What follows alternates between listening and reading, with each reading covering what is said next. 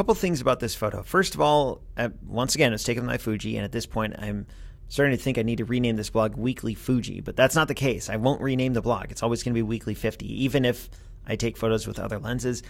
And it wasn't something I had planned. I brought my camera with me when we had some friends visiting, and we went and walked around campus one evening, and the sun was setting and the weather was nice, and I didn't plan on taking any pictures other than just us and my friends.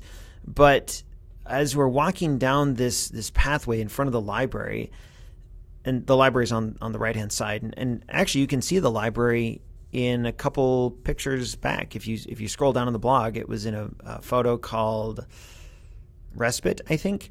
You can see the library, and so you can kind of see where I would be standing in this photo here. Anyway, as we were walking down campus, I saw this tree with these flowers hanging down, and with the sun behind, I thought it might make an interesting photo, and I knew that it would be a little tricky because it would be so backlit. And so one thing about this photo is that it was taken by Fuji, and the other thing, though, is that there's no post-processing. I didn't do anything to it, not that I remember anyway. I mean, I may have cropped it just a little bit, but I tried to get everything in camera.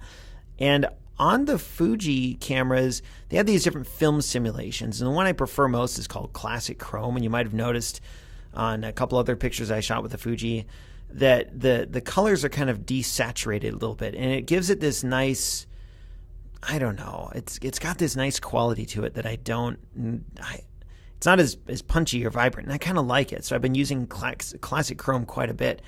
But this particular picture, I shot in JPEG, and I used a film simulation called Velvia, I think.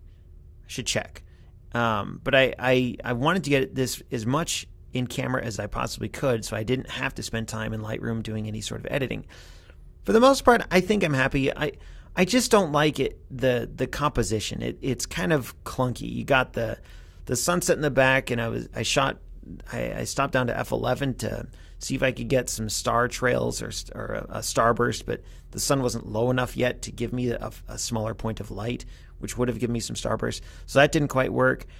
The flowers kind of jut down in the frame like this blob on the left, and it just, I don't know, it's not as well composed as I would have liked. And I honestly think I would have preferred taking this with a 50 or even an 85, so I could really focus on just one of those flowers. As it is, it was a fun experiment to try, but nothing to write home about. Even so, I wanted to post it here as just an example of the type of photo that you can get sometimes. You couldn't really take this with a smartphone. Their apertures are much larger, and the background wouldn't have been blurred out. So it was a fun way to try taking this type of photo with a Fuji or with a different type of camera. But all in all, I wouldn't really put this as one of my favorite pictures.